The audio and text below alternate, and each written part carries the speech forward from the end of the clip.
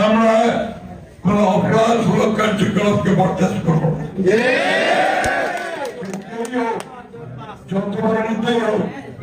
যদি আমাদের দলের সুনাম ক্ষুণ্ণ হয়, আমাদের দলের সুনাম ক্ষুণ্ণ হয়, তাহলে তার বিরুদ্ধে ব্যবস্থা নিতে আমরা এতটুকু দ্বিধা করবো। সকলের সহযোগিতা প্রচেষ্টায় আমরা বিজয় অর্জন করি। কিন্তু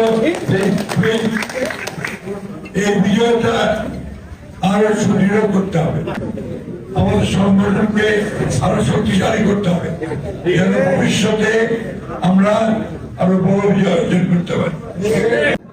আপনারা মনে করতে পারেন যে আপনারা জিতেছেন, এমপি হবেন, সরকার গঠন করবেন, যা খুশি তাই করতে পারবেন, এটা করতে পারবেন না। আইনের বাইরে কেউ বড় কিছু করতে পারবেন না। আছেন তারা আপনাদেরকে সবসময় গাইড করেছেন, তাদের সঙ্গে কথা বলবেন, পরামর্শ করবেন। আমি আপনাদের কাছে চিরকৃতজ্ঞ, এই জন্যই যে আপনারা ঠাকুরের সুনাম থেকে রক্ষা করেছেন। এটা আমাদের সকলের দায়িত্ব ছিল যে আমরা ঠাকুরের সুনাম থেকে রক্ষা করি। আমি ঠাকুরের নেতৃবর্গকে আবারও আন্তরিক ধন্যবাদ, কৃতজ্ঞতা জানাচ্ছি। আমাদের কর্মীবাদীর কৃতজ্ঞতা আন্তরিক জানাচ্ছি।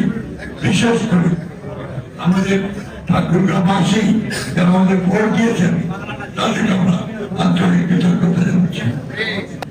যে সেই লোকেই ভোট সেবায় তবে সেটা আপনার অনেক ভিন্ন একটা দীর্ঘস্থায়ী হবে।